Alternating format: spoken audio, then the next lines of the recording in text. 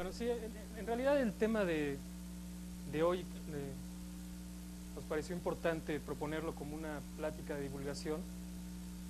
La idea, el objetivo final de la plática es reflexionar sobre la importancia que pueden tener estos sistemas de alerta temprana, especialmente en el caso de las alertas sísmicas, en general para México y muy particularmente para la Ciudad de México. La estructura de la plática que seguiremos es un poco de antecedentes de lo que son temblores, es una plática de divulgación y tenemos que recordar algunas cosas muy básicas como para continuar con las definiciones propias de la alerta temprana, y vamos a discutir, vamos a discutir también un poco el actual sistema de alerta sísmica, a ver su funcionamiento en general, y finalmente, bueno, veremos algo de perspectivas que el grupo de sismología del Instituto de Geofísica estamos trabajando al respecto, y si me permiten al final haremos algunas reflexiones finales muy puntuales y concluiremos.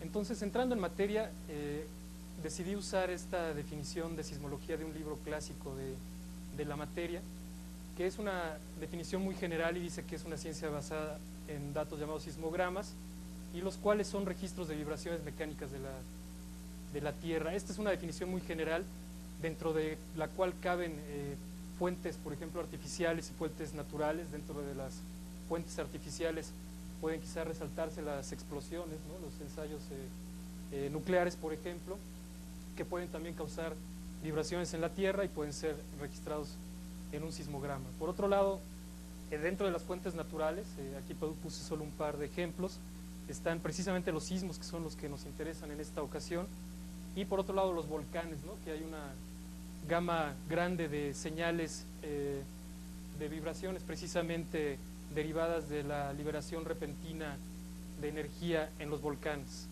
Entonces, en realidad lo que nosotros nos vamos a centrar es en esta parte de la sismología. Para empezar, digamos, tenemos que mencionar la teoría del rebote elástico de Reid desde 1911, en la que dice que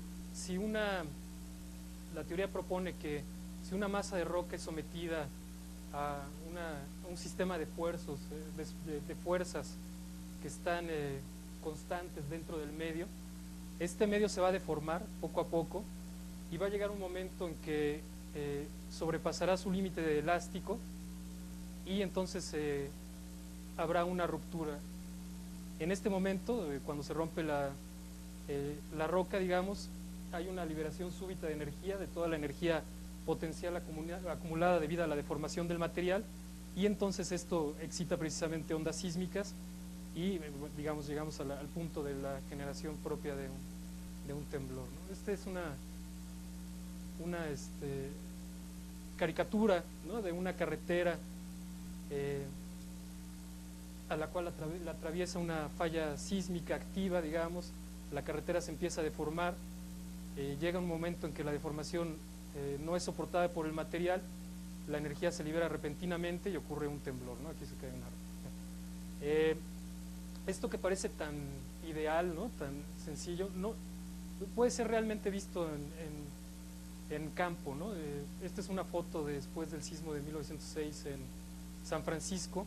Ustedes pueden ver esta barda de madera que estaba pues desde luego alineada antes del temblor, y cuando ocurre el temblor hay un desplazamiento que inclusive se puede medir en algunos casos muy especiales, como en el caso de California. La falla entonces pasaría por esta zona. Aquí inclusive uno puede decir cuál bloque o en qué dirección se movió un bloque con respecto del otro. Es un ejemplo bastante ilustrativo. Bueno, ¿cuáles son las fuerzas que están involucradas para que estas grandes masas de roca se muevan una con respecto de la otra? Esta respuesta, o la respuesta a esta pregunta, la da en general la tectónica de placas. Nosotros nos centraremos, digamos, en esta parte del modelo. Este es un modelo muy general, digamos, global, que trata de enmarcar todos los tipos de fuerzas y de fenómenos asociados a la tectónica, pero en el caso de México nos vamos a centrar digamos, de este punto hacia la derecha. Entonces hay unos lugares en el fondo oceánico llamados dorsales, donde nuevo material que proviene de la astenosfera es expulsado hacia la superficie, o bueno, hacia el suelo marino.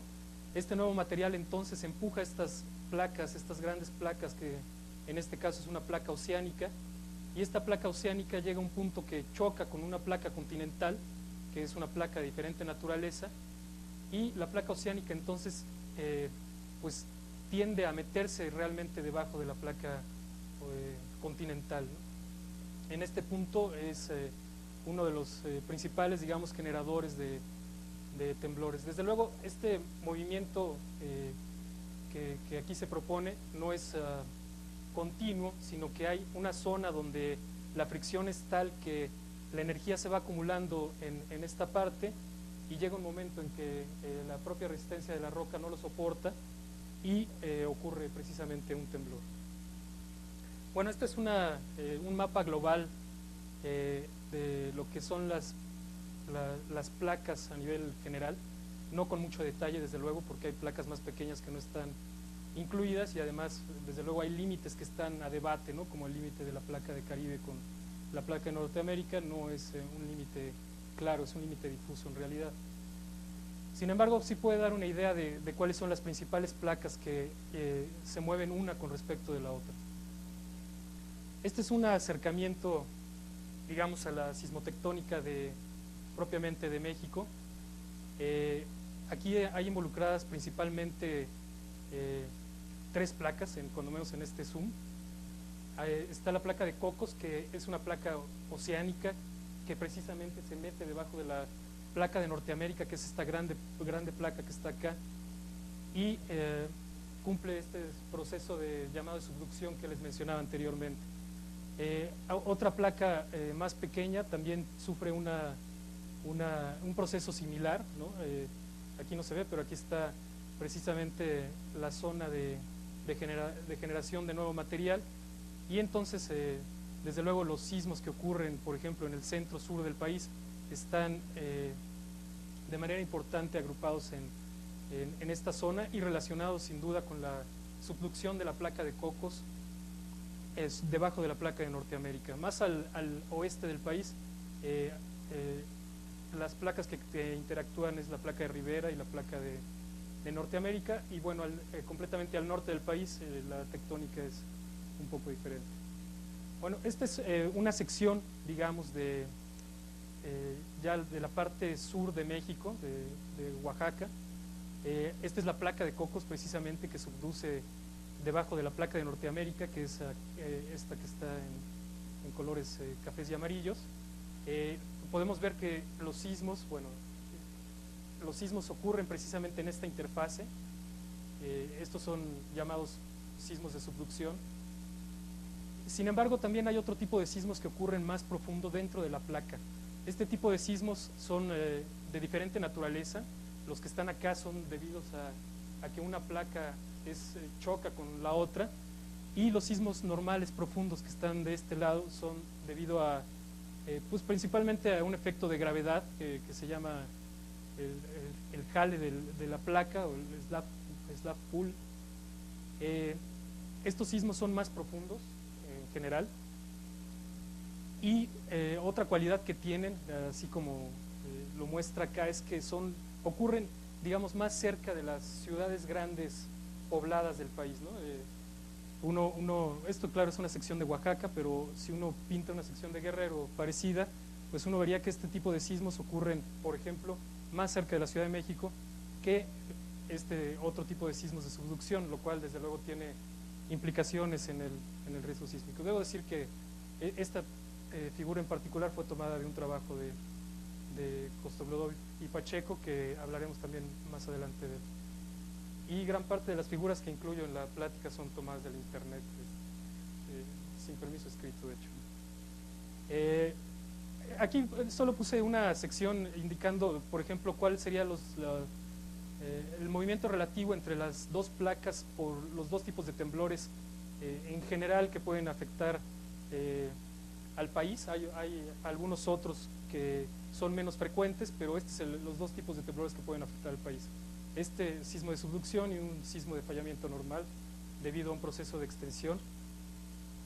Muy bien. Este es un mapa muy útil diseñado por Costoblodo y Pacheco en el 99 y bueno, valga la publicidad, está de venta también aquí en el Servicio Sismológico Nacional. Es en realidad un catálogo que trae todos los sismos importantes del siglo pasado, el siglo XX, y también tiene este mapa donde muestra las áreas de ruptura, a grosso modo, de los sismos más importantes del siglo pasado, insisto.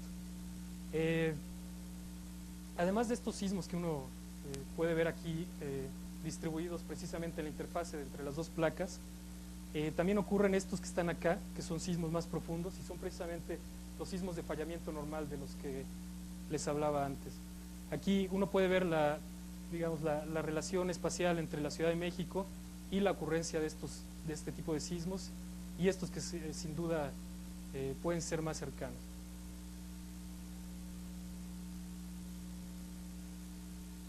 Bueno, ahora esperemos que sea suficiente para pasar precisamente ya de lleno a lo que es un sistema de alerta temprana. En general aquí puse una definición muy general, ¿no? Porque el concepto de sistema de alerta temprana es usado en muchos ámbitos y aquí dice que es un conjunto de elementos diseñado para prever o mitigar riesgos cierto tiempo antes de un evento dado. Por ejemplo, algunos ejemplos de sistemas de alerta temprana que tienen mucha utilidad, inclusive en el país, es el sistema de alerta temprana contra daños provocados por fenómenos meteorológicos, huracanes, ciclones, lluvias torrenciales, inundaciones. Este sistema de alerta temprana es verdaderamente importante porque el tiempo de ventaja, que es el tiempo entre que se logra avisar a la población posiblemente afectada y el tiempo en el que llega el fenómeno a esa población, pues es de manera importante, es grande, vaya, este tiempo de ventaja, lo cual permite tomar pues muchísimas acciones, ¿no? De hecho, en este sistema de alerta temprana contra daños meteorológicos, digamos, participan un gran número de instituciones, ¿no? Inclusive privadas, ¿no? Como el Instituto Mexicano, el Instituto Mexicano de la Radio es público, pero bueno, también instituciones privadas que tienen que ver con alguna ciudad en específica que se ve afectada ante un evento de esta naturaleza. Desde luego hay otro tipo de sistemas de alerta, por ejemplo, un sistema de alerta temprana con fines militares es muy conocido, ¿no? Cuando una potencia dispara eventualmente un misil contra otra potencia, se puede detectar con cierto tiempo de anticipación y se puede pues tomar bastantes previsiones, inclusive, por ejemplo, lanzar otro misil que lo intercepte en el camino. Es un ejemplo medio trágico. Un ejemplo menos trágico, quizá un poco más divertido, es un centro de alerta temprana antivirus, que esto es un antivirus computacional, ¿no? Recientemente los grandes empresas de antivirus han desarrollado estos centros de alerta temprana, que la idea es precisamente tratar de encontrar el virus lo antes posible, desarrollar las vacunas y tratar de mitigar, ¿no? Los efectos que pueda tener sobre los sistemas de cómputo. Esto parece trivial, pero no lo es, ¿no? Muchos sistemas de cómputo controlan gran parte de las cuestiones críticas o fundamentales de un país mismo, de una ciudad, de una empresa, ¿no? Entonces, sin duda es algo muy interesante analizar por separado. Otro tipo de sistemas de alerta que se usan alrededor del mundo es contra tsunamis. Los tsunamis, olas grandes generadas por temblores en el mar, son olas que viajan a velocidad no tan grande, ni siquiera a la velocidad de las ondas sísmicas, desde luego, y entonces se puede tener un tiempo suficiente como para que la gente se aleje de la costa, ¿no? Este sistema de alerta contra tsunamis es aplicado en algunos países de Centroamérica y sin duda tendrá bastante éxito. Bueno, finalmente el sistema de alerta sísmica temprana, que digamos el principio es el mismo, tratar de determinar que ocurre un gran temblor con cierto tiempo de anticipación y poder emitir una alerta que llegue antes de las ondas sísmicas que pueden provocar los daños en una gran ciudad y entonces mitigar los riesgos, mitigar los riesgos y reducir los daños eventualmente. Bueno, entonces esta caricatura es, digamos, representando lo que ya dije. Si un evento dado es inminente que afecte una población X, y si ese evento es reconocido a tiempo, uno puede de alguna manera enviar una señal más rápido para que la población o los sistemas involucrados en esta zona sean alertados. Es el principio de la alerta sísmica. ¿Cómo funciona en la sismología? Bueno, en la sismología, en realidad el principio es que las ondas sísmicas viajan a una velocidad no tan grande como la velocidad de las ondas electromagnéticas. Por ejemplo, la onda P en un promedio puede viajar por ahí de 6 kilómetros por segundo. La onda S puede viajar a un promedio de 3.5 kilómetros por segundo. Uno puede ver además en esta figura que la onda S quizás sea la onda que, bueno, a partir de la llegada de la onda S lleguen las ondas con mayor amplitud, que sean las ondas que más daños puedan causar en una región dada. Por lo tanto, realmente nosotros podemos usar casi como una marca esta velocidad de 3.5 kilómetros por segundo. Entonces la idea es muy sencilla. Si suponemos un sismo grande, por ejemplo en este punto que es la costa de Guerrero, y queremos alertar a la Ciudad de México, la velocidad de propagación de las ondas S, como hemos mencionado, puede ser del orden de 3.5 kilómetros por segundo. La distancia en este caso podría ser alrededor de 300 kilómetros. Desde luego, si el sismo ocurre más lejos, el tiempo de ventaja será mayor, como lo veremos en esta fórmula, ¿no? El tiempo de ventaja entonces es la distancia entre la velocidad de propagación de las ondas que van a afectar propiamente a la ciudad. Aquí, por ejemplo, así números cerrados da 85 segundos. Desde luego, este tiempo de ventaja no es real porque hay un tiempo que se necesita para detectar el fenómeno y para tomar la decisión de enviar o no la alerta. Ese es el principio fundamental de un sistema de alerta sísmica temprana. Hay una institución, el Centro de Instrumentación y Registro Sísmico, que desde 1993 ha tomado esta idea sencilla para implementar un sistema de alerta sísmica que se llama SAS, que es un sistema que actualmente opera para alertar, digamos, a la Ciudad de México ante un temblor grande de la costa de Guerrero. El SAS consta de 2 estaciones distribuidos en esta zona de la costa de Guerrero. Estas estaciones mandan una señal a una estación central cerca de Acapulco y desde ahí vía microondas, muy rápido, desde luego mucho más que la velocidad de la onda S, se puede llegar, ¿no?, a la Ciudad de México, a la estación central del CIRES, que está en la Colonia del Valle, y desde ahí se puede emitir la alerta que más adelante precisaremos. Esto es lo que les decía, hay 2 estaciones en la costa de Guerrero. Estas estaciones hacen un procedimiento de evaluación, más bien de pronóstico de la magnitud in situ en cada una de las estaciones. Estas estaciones mandan su señal a una estación central y esta es mandada al Distrito Federal. Bueno, ¿por qué el SAS está diseñado, tiene 2 estaciones en esa parte del estado de Guerrero? Bueno, la razón es porque en esta zona hay precisamente una brecha sísmica, que es, lo cual implica una ausencia de sismicidad importante de un sismo grande, no de sismicidad, de un sismo grande en la zona central de Guerrero. Desde 1912 no ocurre un temblor importante en la zona, un temblor de gran magnitud, por lo cual hay una teoría, la teoría de la brecha sísmica, que dice que entonces la probabilidad de que ocurrencia de un temblor ha aumentado, ¿no?, en los últimos años por esta misma razón de ausencia de un sismo grande. Por esa razón, las estaciones del SAS están ubicadas precisamente en esa zona. Bueno, este es un diagrama de flujo muy sencillo, espero no haya omitido ningún paso importante de lo que hace el SAS. Entonces hay un análisis in situ en cada una de las estaciones del registro en las estaciones de campo. Cuando una estación de campo dispara o identifica un temblor, se hace un análisis in situ de esta señal, se hace una determinación del pronóstico de magnitud, esto es, si va a ser un sismo grande o pequeño, tratan de al menos saber si es un sismo mayor a 5, usando un procedimiento en cada una de las estaciones. Cada una de las estaciones envía su señal a la estación central y aquí se toma una decisión.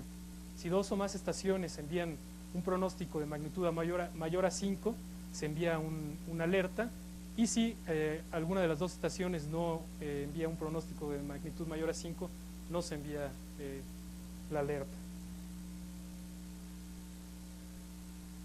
El sistema de alerta sísmica, digamos, ha sido preparado, ha tratado de ser calibrado para identificar temblores mayores con magnitud mayor a 5, como les decía anteriormente. Sin embargo, el CIRES ha tratado de hacer una división de sismos con magnitud mayor a 5 pero menor a 6 y sismos definitivamente con magnitud mayor a 6. En el caso de que un sismo tenga una magnitud mayor a 5 pero menor a 6, el sistema envía un modo de alerta que se llama alerta preventiva, que es una alerta que se envía a unos radiolocalizadores que ellos mismos diseñan y que están en general en instituciones importantes, ¿no? Como la UAM, la Universidad Autónoma Metropolitana.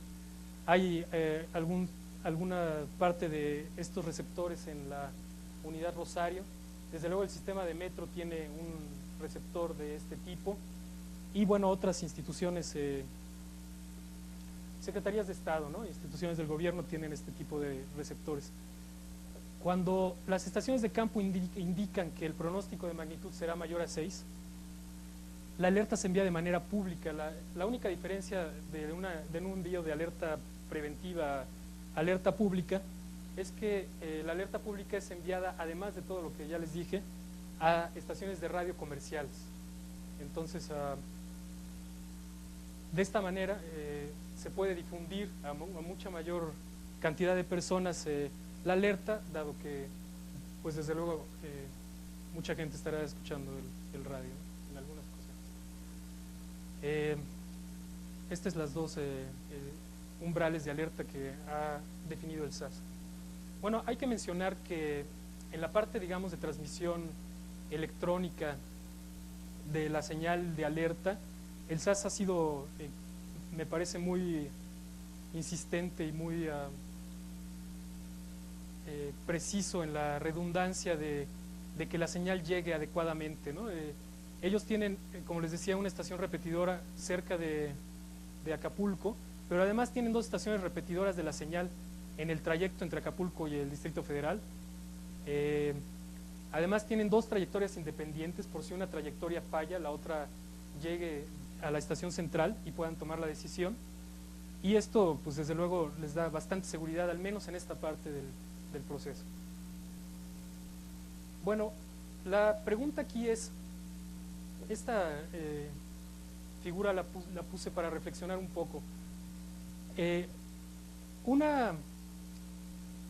Digamos, un sismo puede tener solamente una magnitud, ¿no? La magnitud solamente está relacionada con el desplazamiento sobre el plano de falla y el área que rompió.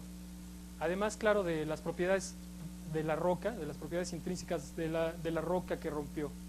Sin embargo, el sismo puede tener diferentes intensidades de acuerdo a la posición geográfica que uno se encuentre con respecto del sismo. Entonces, una confusión frecuente es entre magnitud e intensidad. La magnitud es una cuestión propia de cada sismo, no depende de la posición geográfica, mientras que la intensidad depende, además de la magnitud del sismo, sin duda, de la posición geográfica y además de una cuestión llamada efecto de sitio, ¿no? Algo muy interesante en esta figura es, este es el sismo de Tecomán del 22 de enero del 2003, que tiene una magnitud de 7.4, ¿no? Solo una magnitud. Pero aquí está la distribución de intensidades, de isocistas, que provocó este sismo en las diferentes regiones del país, ¿no? O bueno, las de interés. Uno puede ver que normalmente la intensidad va decayendo, bueno, aquí en este caso subió un poco, ¿no? No, va decayendo, de 6 a 5 a 4 a 3. Sin embargo, uno puede ver que en la Ciudad de México la intensidad solamente en ese punto, digamos, ese punto a esta escala, fue una intensidad mayor. Esto es porque dentro de la intensidad no solo importa la magnitud del sismo y la posición geográfica con respecto de él, sino además una cuestión llamada efecto de sitio, que en la Ciudad de México provoca que las ondas se amplifiquen dramáticamente. Esto implica una doble condición. Por un lado, los sismos que están a 300 kilómetros en general de una ciudad no deberían de causar daños en esa ciudad. Sin embargo, por el efecto de sitio de la Ciudad de México o del Valle de México, hemos observado que desde luego hay daños.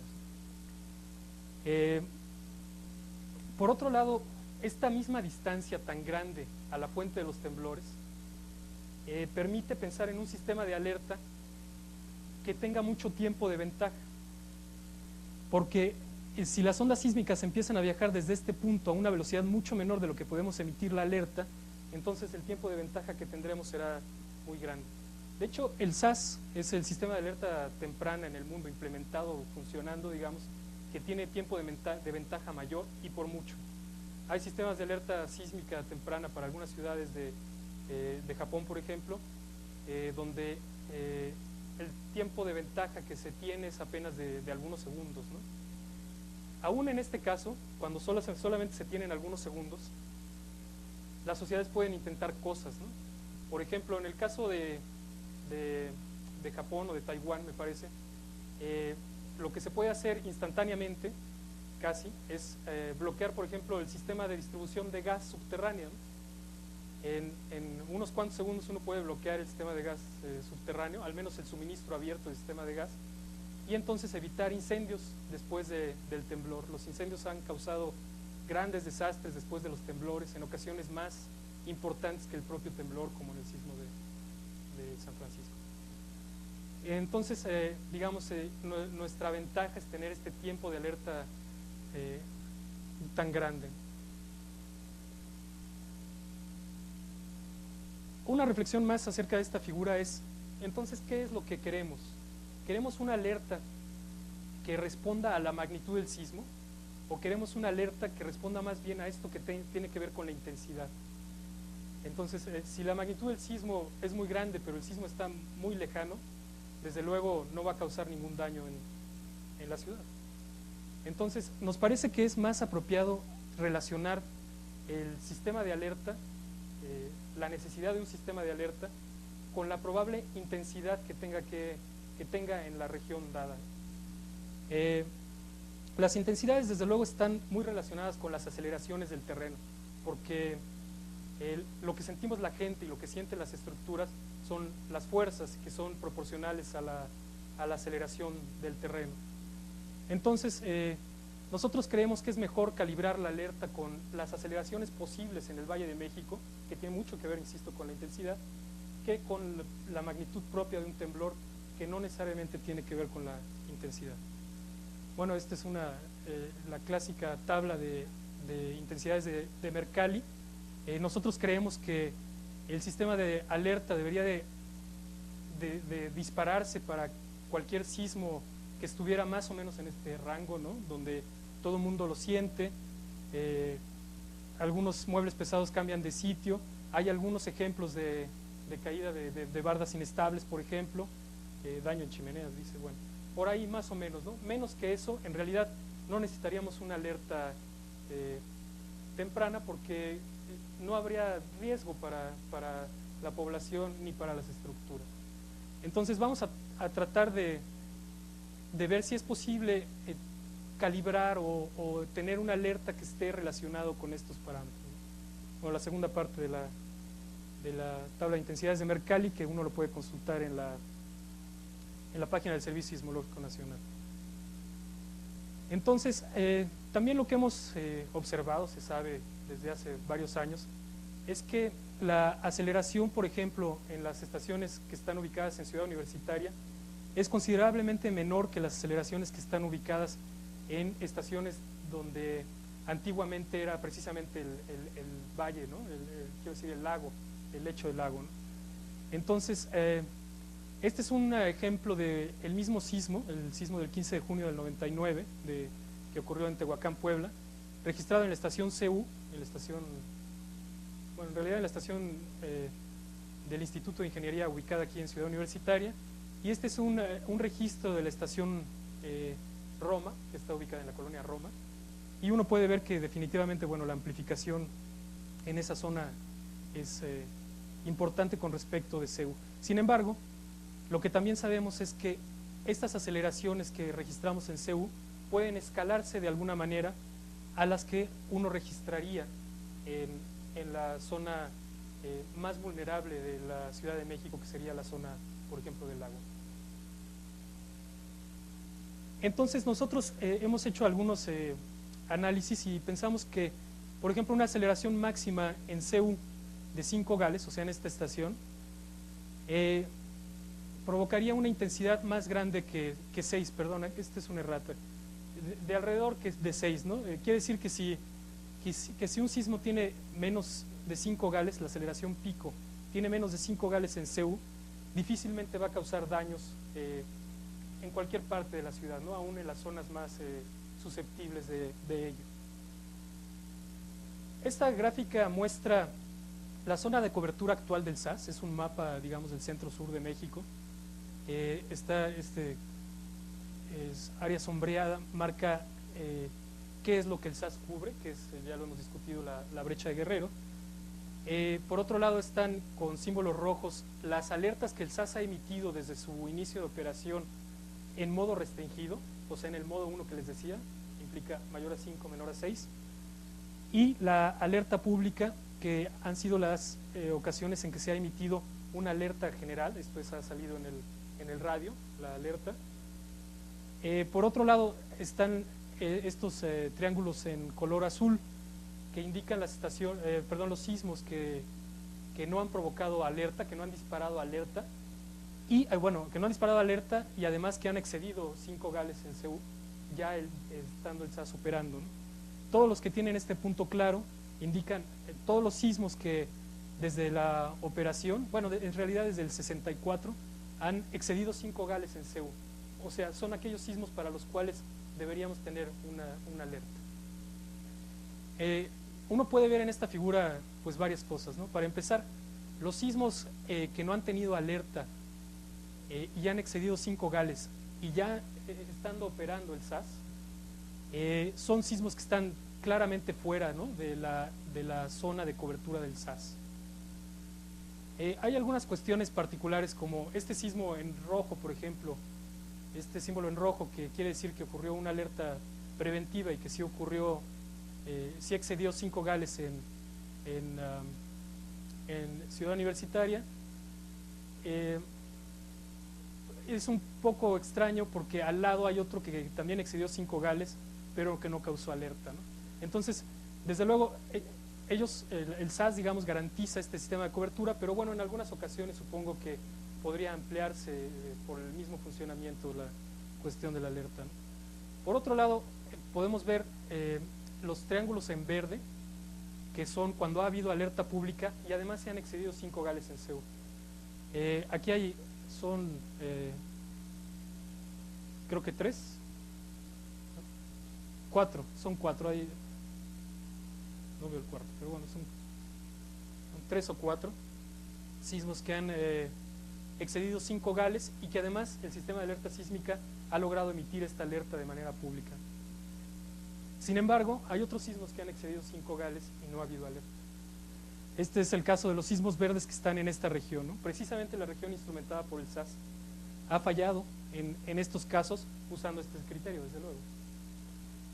Por otro lado están los sismos rojos, que no han excedido 5 Gales, sin embargo sí ha habido alerta al menos preventiva.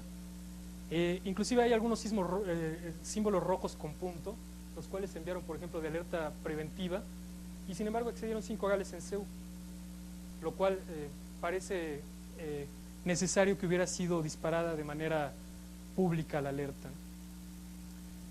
De esta figura se pueden concluir, digamos, algunas cosas. Parece necesario, observando también además estos sismos, los sismos de Oaxaca, sismos localizados acá en Oaxaca, que han excedido 5 gales, desde luego los sismos de Michoacán, que sabemos perfectamente cuáles son los daños que pueden causar en la Ciudad de México. Parece que necesitamos una alerta que sea más extendida y no solo atienda a la zona del gap, de la brecha sísmica, perdón. Entonces, aún estando, digamos, ya operando el sistema de alerta sísmica, hay algunos sismos, ¿no? Hay, por ejemplo, los azules con punto blanco, que hubiéramos querido una alerta para la Ciudad de México. Bueno, entonces la pregunta en este punto es, bueno, las dos preguntas que se pueden plantear, bueno, supongo que más, ¿vale?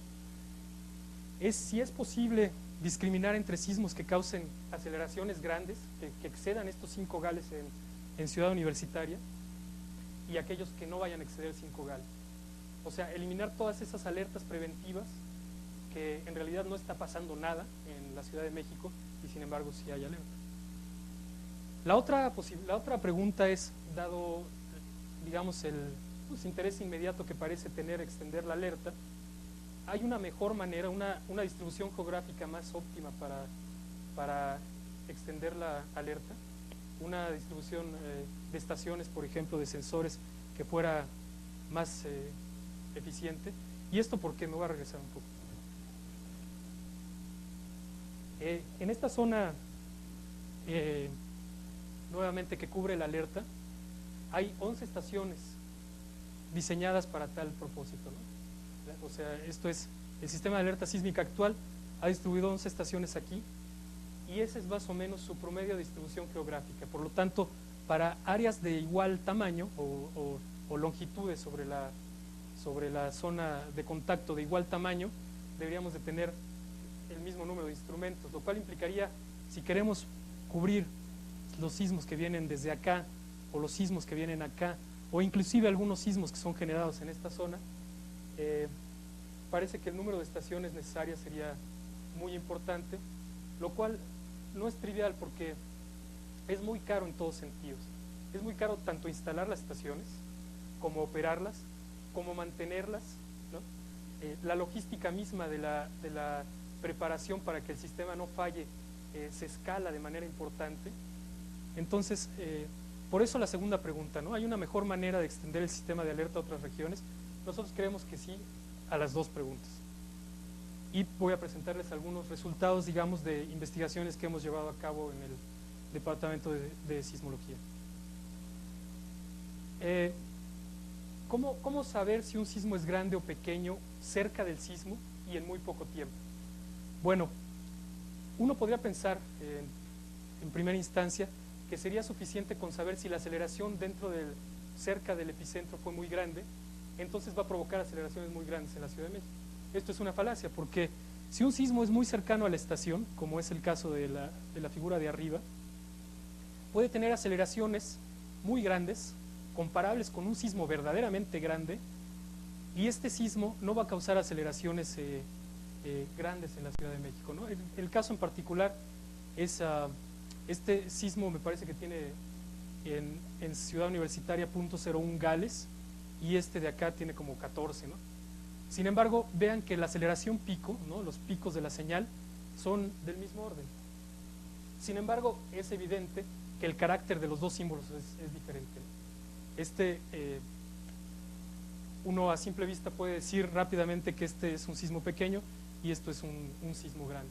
Bueno, ¿cómo hacer para que una máquina, un algoritmo, haga esta discriminación entre los grandes y pequeños en muy poco tiempo y sin que estemos ahí todo el tiempo observando el asunto?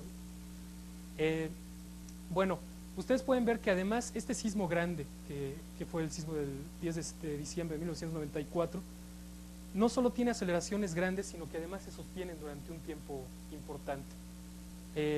Aquí podemos ver que estos picos, ¿no? Que sobrepasan varios umbrales, son sostenidos durante un cierto tiempo, mientras que esta aceleración pico es casi puntual, ¿no? O bueno, en instantes de tiempo muy cortos. Esta evidencia, digamos, la hemos usado para probar varios algoritmos. Uno de los algoritmos que les voy a presentar aquí trata de lo siguiente. Si podemos muy cerca de la estación, si podemos en la estación que está cerca de un temblor, tener la señal y entonces calcular la envolvente de la señal, ¿no? Que es una señal más suave que rodea a la señal que es más, que tiene más alta frecuencia, digamos, y establecer un umbral dado, entonces podemos medir el tiempo que ese umbral es sobrepasado por la señal, ya por la envolvente, ¿no? Entonces, este es un buen ejemplo porque uno ve que este tiempo para este sismo grande, no recuerdo ahora cuál es, pero sí es un sismo grande, pues es un tiempo que supera este umbral que nosotros hemos establecido durante un tiempo importante. Mientras que un sismo local, que aunque tenga aceleraciones grandes, podría tener solo un momento por acá sobrepasando el umbral que nosotros hemos establecido. Esto entonces probamos este algoritmo para registros de varias estaciones. Estas son estaciones del Instituto de Ingeniería, estaciones acelerográficas operadas por el Instituto de Ingeniería. Probamos nuestro algoritmo para muchos sismos registrados en estas estaciones. En realidad para todos los sismos, para toda la historia de sismos registrada por estas estaciones. Y es una ventaja que tenemos, ¿no? En los sismólogos. Podemos usar los datos que ya existen para probar las cosas nuevas que estamos proponiendo. El resultado es esta gráfica donde se he graficado el tiempo, este tiempo donde que se superó el umbral, ¿no? El tiempo de duración sostenida, digamos, contra la aceleración máxima en Gales, en Ciudad Universitaria. Uno puede ver que hay cierta correlación, muy difícil, ¿no? Bueno, desde luego es claro que sí hay una correlación, pero la dispersión es altísima. Sin embargo, si uno tiene cariño y buen ojo, puede ver que para los sismos, para los símbolos marcados con colores rojos y amarillos, la correlación aumenta. Debo decir, cada uno de estos puntos es un sismo, ¿no? Un sismo que tiene un tiempo de duración sostenida, de duración de la aceleración sostenida, perdón, y una aceleración máxima en Ciudad Universitaria. Entonces, ¿se puede sacar algo de esta gráfica? Pues como geofísicos somos expertos para eso, para gráficas difíciles nos pintamos solos. Esta es una gráfica lineal, bilineal, digamos, la pasada era bilogarítmica, de exactamente lo mismo, estamos graficando lo mismo, pero a una escala diferente, ¿no? Escala lineal. Aquí vemos varias cosas. Supongamos, por ejemplo, que en este valor de duración de la aceleración sostenida, imponemos un punto a partir del cual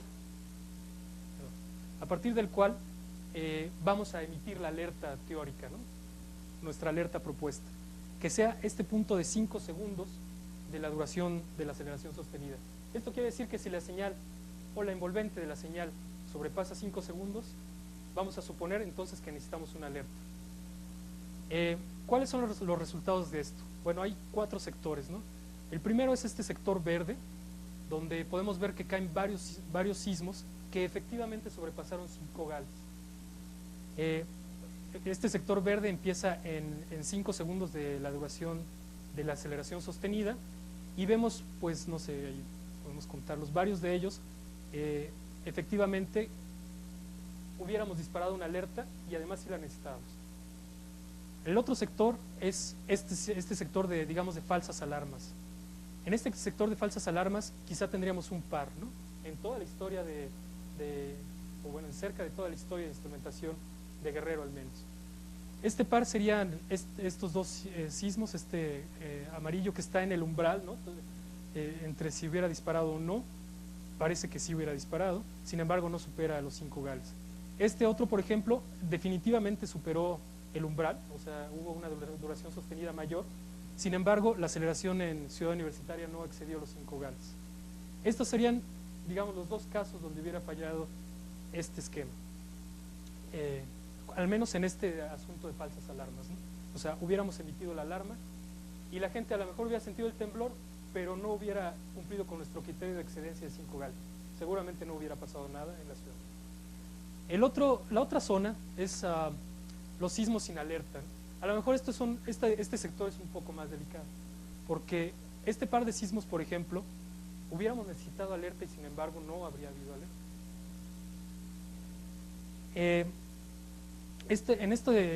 En este sector caen dos sismos, ¿no? Aquí debo decir nuevamente que el color tiene que ver con la distancia del epicentro a la estación. Esto, sin duda, y bueno, pruebas posteriores, nos induce a pensar que este método más bien es válido para aquellos sismos que son registrados en un radio de 50 kilómetros a la estación. ¿Qué quiere decir esto? Que bueno, para haber tenido una alerta para estos par de sismos, hubiéramos necesitado entonces una estación cercana a ellos, al menos a 50 kilómetros. La más cercana que teníamos quizá era por ahí de 70 en un caso y por ahí de 100 en otro caso, ¿no? El cuarto sector está aquí, abajo de 5 y menos de 5. Aquí hay agrupado muchísimos temblores. Normalmente en la costa Guerrero, Oaxaca, Michoacán se registran un gran número de temblores, inclusive de manera diaria, digamos. Y parece que el algoritmo es bastante eficiente en decir que esos son pequeños y hacerlos para un lado y no emitir ningún tipo de alerta, desde luego, porque en muchísimas ocasiones ni se sentirán, ¿no?, en la Ciudad de México. Parece que funciona razonable. Debo decir que estos dos casos, desde luego sabemos cuáles son, qué sismos son. Ahora creo que no recordaría exactamente cuáles, pero lo tenemos documentado y sabemos cuál es la razón, ¿no? Bueno, en este caso la razón es que efectivamente no había una estación cercana. Este sismo en particular, por ejemplo, también sabemos cuál es la razón de que no haya, digamos, de que haya excedido esta duración y no haya disparado la alerta, aunque no hubiera excedido 5 ganes. Me parece también propio decir, digamos, echándole flores al algoritmo, que sabemos que este tipo de sismos, por ejemplo, que es el sismo de Coyuca, es un sismo poco frecuente, ¿no? Son sismos que pueden ocurrir rara vez. Desde luego, el hecho de que esté aquí es que pueden ocurrir, ¿no? Evidentemente el sistema tendría fallas. Esto parece entonces bastante decente. Vamos a ver qué podemos hacer. Ahora, dado que el sistema parece ser válido para estaciones localizadas a no más de 50 kilómetros de los sismos, podríamos proponer un par de anillos que rodearan a la Ciudad de México, un par de anillos, uno a 275 kilómetros por ahí y otro un poco más lejos, quizás 100 kilómetros más lejos, de tal manera que los sismos que estuvieran localizados en estas zonas quedarían cubiertas por estas estaciones que tienen, usando este algoritmo, esta cobertura de radio de 50 kilómetros. Desde luego, en cuestiones tan delicadas como una alerta, uno pensaría o necesitaría redundancia, ¿no? A lo mejor entonces el número de estaciones necesarias sea el doble que este. Aún así, uno puede reflexionar en comparación, digamos, de este arreglo supuesto geométrico ideal, ¿no?, con respecto de lo que hay en el SAS, ¿no? En estas 3 estaciones, por ejemplo, para nosotros con 3 estaciones sería suficiente para cubrir la misma área que cubre el SAS actualmente. Parece bastante decente. En el caso de que quisiéramos redundancia completa, sería el doble de estaciones, 6 estaciones, lo cual implica ya la mitad de las estaciones que tiene el SAS para la misma zona, para la misma área, ¿no? Bueno, esta es una posible distribución geográfica de las estaciones. Otra posible, diferente, que habría que evaluar cuáles son sus cualidades y sus defectos, es, bueno, este gusano que habíamos ya puesto queda igual, pero qué tal que ponemos un par de ramas del gusano siguiendo más bien la costa, ¿no? Es difícil decir que aquí no pueda ocurrir un temblor, por ejemplo. El hecho de que en el siglo pasado no haya ocurrido un temblor, pues es difícil de decir que no pueda ocurrir, pero bueno, atendiendo al menos a la sismicidad del siglo pasado, parece otro arreglo bastante decente. Bueno, ¿qué pasa con el tiempo de ventaja? Un punto esencial de una alerta sísmica es cuánto tiempo nos va a dar para tomar acciones en el lugar donde nos va a afectar el evento, ¿no? Ya lo hemos dicho. Bueno, hemos hecho algunos cálculos con, digamos, escenarios promedios, sí, suponiendo sismos a una profundidad promedio, una velocidad de propagación de ese promedio también, etcétera, etcétera, y vemos que estos contornos de tiempo están dados en segundos. Vemos que el contorno de tiempo de 60 segundos equivale o pasa exactamente encima de nuestro primer anillo de estaciones, ¿no? Del anillo interno de estaciones. Aquí es donde nosotros proponemos que pudieran estar las estaciones. Desde luego estos 60 segundos no son del todo reales, porque hay, insisto, un tiempo que se necesita para tomar la decisión y para emitir la alerta, ¿no? Pero bueno, quizá podría ser del orden de 50 segundos, en términos muy gruesos. El segundo círculo, el externo, pues como pueden ver, tendría un tiempo de alerta, un tiempo de ventaja mayor, ¿no? Quizá 30 segundos mayor, ¿no? Coincide el contorno con nuestra circunferencia mayor, el contorno de 90 segundos, perdón. En el caso de las ramas de gusanos que habíamos puesto, pues uno desde luego ve, y es obvio que entre más se aleje del punto, el tiempo de ventaja sería mayor. Entonces, queremos decir que con esta distribución de estaciones, para la mayoría de los sismos que están al menos fuera de su radio, sería suficiente el tiempo de ventaja, sin duda. Bueno, un ejemplo del caso de tiempo de ventaja usando este algoritmo que proponemos es el sismo de Michoacán de 1985, desde luego muy famoso, donde esta es una estación que operaba entonces, bueno, sigue operando de hecho, que está cerca de la fuente, bueno, de hecho encima del temblor, y podemos ver que en 5 segundos,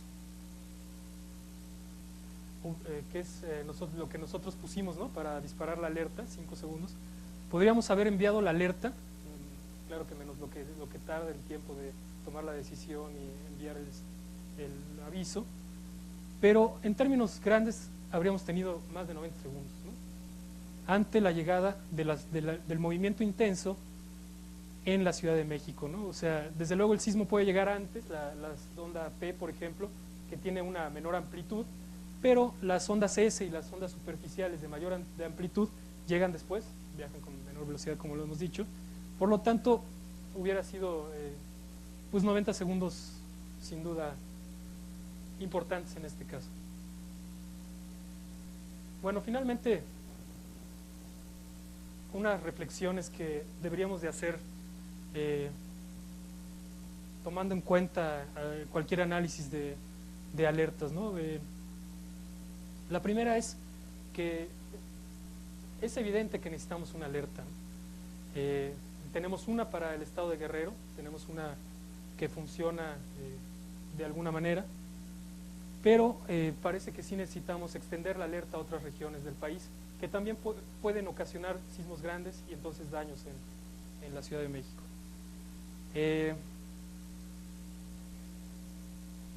Bueno, una cuestión que hay que puntualizar es que el sistema de alerta sísmica actual, preparado para un sismo grande en la costa de Guerrero, seguramente va a funcionar para un sismo grande ahí, ¿no? Eso hay que tenerlo en mente de manera clara, digamos, porque es el sistema de alerta que actualmente opera, en el que vamos a tener 50, 60 segundos, claro, si estamos enterados a tiempo, escuchando el radio, por ejemplo, o en una institución pública.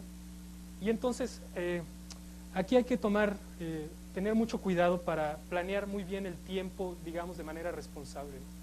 ¿Qué se puede hacer en 50 segundos? Es una cuestión que desde luego sale de los límites de la sismología y entra más bien ahí como en la sociología o en la protección civil misma, ¿no? Pero sin duda deberíamos estar pensando, debería de ser una decisión personal de saber qué hacer en cada punto donde uno se encuentre con esos 50 o 60 segundos que podemos tener, o un poco menos. Eso me parece que es una responsabilidad casi de ciudadano de esta Ciudad de México. Bueno, desde luego, no solo es una decisión personal, una responsabilidad personal, es también una responsabilidad pública, donde las instituciones públicas tienen que hacer su trabajo, ¿no? En hacer simulacros. Es muy común que en los aniversarios del sismo del 85 haya simulacros por todos lados que no se entiende muy bien qué, para qué, ¿no? Yo creo que este tipo de cosas, la gente encargada de la protección civil y las autoridades, pues deberían de tener mayor conciencia en esta gran ventaja que tenemos, ¿no? Tenemos un sistema de alerta único. Bueno, otra conclusión es que parece que este sistema que actualmente tenemos para Guerrero quizá no sea el más apropiado para extenderlo a otras zonas. En este contexto, me parece que cualquier esfuerzo que se haga para mejorar el sistema de alerta, el que está actualmente funcionando, o el que se necesitaría para extenderlo a otros lados, debería de ser bienvenido por todos lados, ¿no? Uno debería de analizar seriamente cuáles son todas las opciones y entonces la ciudad, por ejemplo, decidir cuál sería la mejor opción. Esta última frase parece publicitaria, pero en realidad es cierto, estamos ante una oportunidad única, es una alerta que tiene un tiempo de ventaja enorme, ¿no? Insisto, por un lado tenemos los sismos tan lejanos que de todos nos causan daños en la Ciudad de México, por ejemplo, o en ciudades del centro del país, pero por otro lado también tenemos muchísimo tiempo para hacer un sistema de alerta responsable y tomar decisiones de la misma manera responsable. Gracias.